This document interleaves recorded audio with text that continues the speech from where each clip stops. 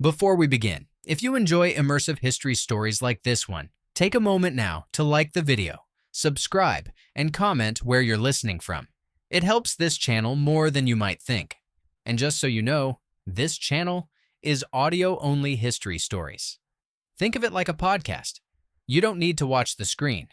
Just listen. In the final months of the war, rumors traveled faster than armies.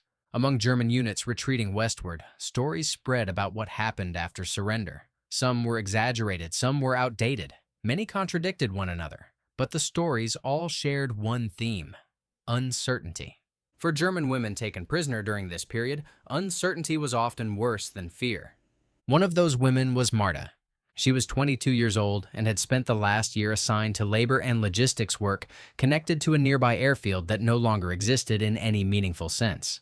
By the time her group surrendered to advancing American forces, the hangars were destroyed, the command structure dissolved, and the purpose of staying put had vanished entirely. Marta had learned to expect instructions that made little sense, delivered too late to matter. When American soldiers took custody of her group, she assumed this would be no different. The women were gathered, counted, and marched to a temporary holding area on the outskirts of a small town that had survived the war mostly by being overlooked. The buildings were intact. Windows remained unshattered. Streets were quiet in a way that felt unnatural after years of air raid sirens and hurried movement. The holding area was fenced but orderly. Guards were present but distant. No shouting, no visible aggression. That worried Marta more than hostility would have. In her experience, silence usually meant something was being prepared. The women were told to remain where they were and await further instruction. Hours passed. Then more hours. No one explained what would happen next. Food was provided, but sparingly. Enough to function, not enough to feel secure. As evening approached, Marta noticed something strange. The guards began cleaning. Benches were moved. The ground was swept.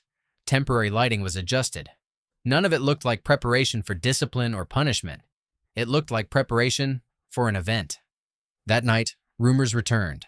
Some of the women believed they were being separated for questioning. Others thought they were about to be relocated again. A few feared something worse, not because anyone had threatened them, but because nothing had been explained. Marta prepared the way she had learned to prepare for the unknown, by lowering expectations. The next morning, the women were told to line up. This time, the instructions were more specific. They were guided through a brief inspection, then directed to wash if possible and straighten what remained of their clothing. Marta did not understand why appearance mattered at this stage, and that alone convinced her punishment was coming. Cleanliness had always preceded reprimand. The guards behaved differently too.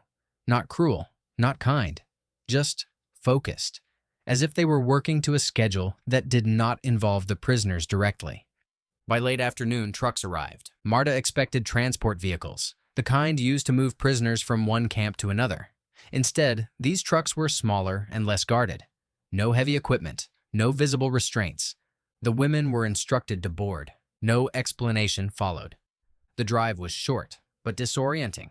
The truck passed through the town center and continued beyond it, toward a large building Marta could not immediately identify. It stood near a public square, still intact, with banners removed and doors wide open. Music drifted faintly through the open entrance. That was when confusion replaced fear. The building was a former civic hall used before the war for festivals, dances, and public gatherings. Marta recognized it only because she had seen similar halls before everything changed. She had not expected to see one again. The women were escorted inside. The space had been cleared and rearranged. Tables lined the walls. Food was set out in careful portions. A small band of American soldiers sat to one side, tuning instruments and adjusting positions. Not professionals, just men with some musical experience, filling time as best they could. Marta stood still, convinced something else was about to happen. Nothing did. Instead, the guards stepped back. The women were told, through gestures and limited translation, that they could sit, eat, listen. No one ordered them to speak. No one issued threats. No one explained why this was happening. For several minutes, no one moved. Years of conditioning do not disappear quickly. The women remained cautious, seated stiffly, hands folded. Marta watched closely for any sign that the atmosphere would shift. It did not. The music began. It was unfamiliar, but not aggressive. Simple melodies, rhythms meant for relaxed listening rather than instruction. The sound filled the room gently, without demand. Food remained untouched for a time. Marta noticed hands trembling as women reached for cups and plates, not from fear alone, but from disbelief. She took a small portion and ate slowly, expecting interruption. None came. As the evening continued, the tension eased, not dramatically, but gradually. Some women spoke quietly among themselves. Others simply listened. Marta noticed something strange happening within her own body as she was no longer bracing. For months, she had held herself in a state of constant readiness, prepared to move, to flee, to comply. Sitting there, surrounded by music and ordinary surroundings, she realized she did not know how to relax anymore. On the American side of the room, Staff Sergeant Robert Hayes watched the scene unfold. Hayes had been one of the planners behind the decision, not out of sentimentality but practicality. The women were not dangerous. They were exhausted, disoriented, and uncertain. Keeping them in a state of fear served no purpose. Morale mattered, on both sides. The idea had not been popular initially. Some officers questioned whether it was appropriate. Others worried about appearances. Hayes argued that structure without hostility would produce better order than intimidation ever could. So the experiment went forward. Hayes observed carefully the absence of panic, the gradual softening of posture, the way tension drained not through excitement but through normalcy. This was not celebration. It was grounding. Marta remained seated most of the evening. She did not attempt to dance. The idea felt distant, like something belonging to another lifetime. But she listened, and that alone felt like participation. At one point, she glanced around the room and realized something that unsettled her more than fear ever had. No one was watching her closely. She was not being evaluated, she was simply present. When the evening ended, there was no abrupt command. The music stopped gradually. The women were guided back to the trucks. The ride back to the holding area was quiet, thoughtful, heavy in a different way. No one spoke. Back at the camp, Marta lay awake for hours. Her fear had not returned, but certainty had not taken its place either.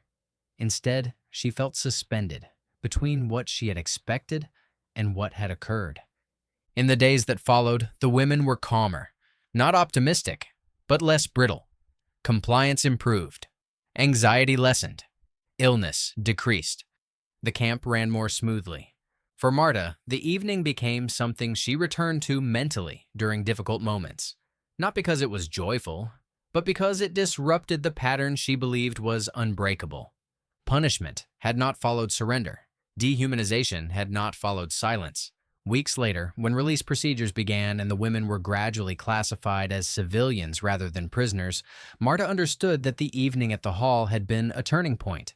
Not politically, psychologically. It had reminded her that control could exist without cruelty. For Hayes, the experiment was never documented in any official report. It did not fit neatly into policy categories. But he remembered it clearly. Years afterward, when reflecting on the war, he did not think about battles or statistics.